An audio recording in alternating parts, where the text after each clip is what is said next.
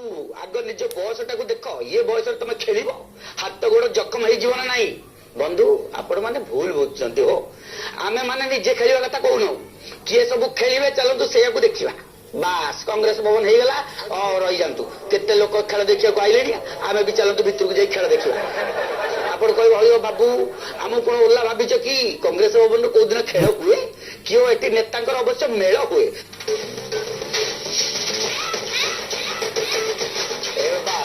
ମେଳ କଥା କହୁ ଆମେ କହିବି ମାଳ ମାଳ ନେତା ବି ଆଉ ତାହେଲେ ସବୁ ଖେଳାଳି ତାହେଲେ ଏଇଠି କୁଆରକେ ବଳି ହଉ ଭଗବାନ। ଆପଣ ଖାଲି ସେଇ ଖେଳାଳିକୁ ଆଉ ଥରେ ଦେଖନ୍ତୁ ସୁଧୀଜନେ।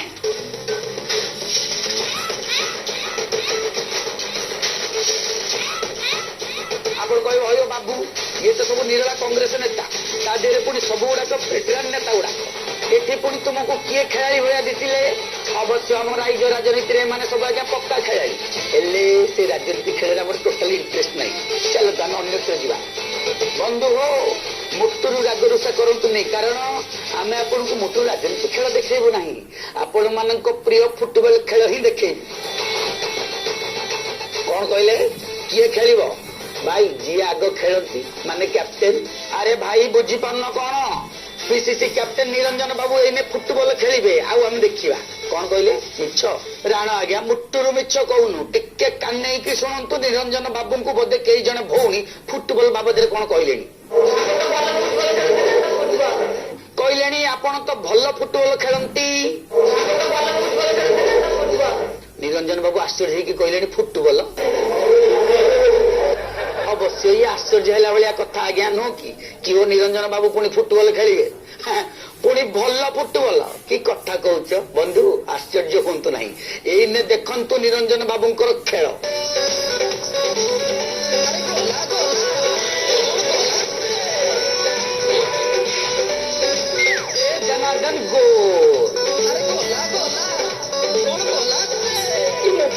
କି ଖେଳ କିରେ? ଇଏ ତ ପୁରା 100-100ରେ ଖେଳ।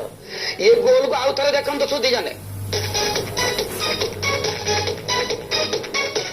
ରାଣ ଆଜ୍ଞା ଏମିତିକିଆ ଗୋଲ ମାରାଡୋନା କି ପେଲେ ମାରିଥିବେ କି ନାଇଁ ସନ୍ଦେହ। ଗୋଟାଏ କିକରେ ଗୋଲ। ସତରେ ଆଜ୍ଞା ଆମେ ଆଜି ହିଁ କ୍ଲିୟର ହେଲୁ। ନିରଞ୍ଜନ ବାବୁ ଯଦି ଏମିତିଆ କିକ୍ ଜାରି ରଖନ୍ତି ତାହେଲେ ଓଡିଶା ହସୁ କି ନ ହସୁ କଂଗ୍ରେସ ଉଠିବାଟା ଥୟ। ଦୃଶ୍ୟ ଖାଲି ଦେଖନ୍ତୁ ଆଜ୍ଞା। ନିରଞ୍ଜନ ବାବୁ ଗୋଲ କରିସାରିବା ପରେ ଆମ ଲୋକ ତାକୁ କେମିତି ଟିମ୍ ସ୍ପିରିଟ ରେ ପାଛୋଟି ନେଉଛନ୍ତି।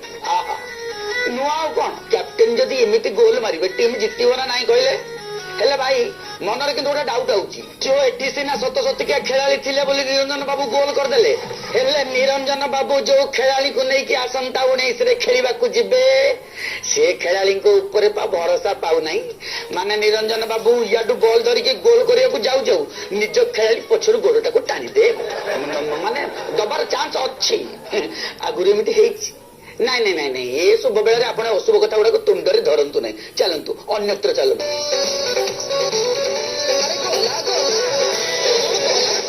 ଅନ୍ୟତ୍ର ବୋଇଲେ ଗୋଟେ ହେଇଯାଉ। ଆପଣ କହିବେ କଣ ହେଇଯାଉ? ଆରେ ଭାଇ ଖେଳ ତ ହେଇଗଲା, ଏବେ ଖାନା ପିନା ଟିକେ ହେଇଯାଉ।